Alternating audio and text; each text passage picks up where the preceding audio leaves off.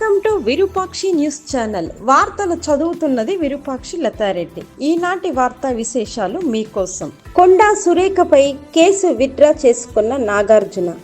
కొండా సురేఖ బహిరంగ క్షమాపణతో పరువు నష్టం దావా కేసు ఉపసంహరించుకున్న ప్రముఖ సినీ నటుడు నాగార్జున. సినీ నటుడు నాగార్జున ఫ్యామిలీపై గతంలో చేసిన వ్యాఖ్యలపై మంత్రి కొండా సురేఖ స్పందించారు. కేటీఆర్ తనను రెచ్చగొట్టేలా మాట్లాడినందుకే విమర్శలు చేశానని అన్నారు. నాకు ఎవరిపైనా ద్వేషం లేదు. అనుకోకుండా ఓ కుటుంబం గురించి ప్రస్తావించాను. ఇంకొకరిని నొప్పించానని తెలిసి బాధపడ్డా.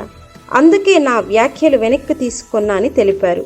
సురేఖ క్షమాపణ చెప్పడంతో పరువు నష్టం కేసును నాగార్జున విత్డ్రా చేసుకున్నారు.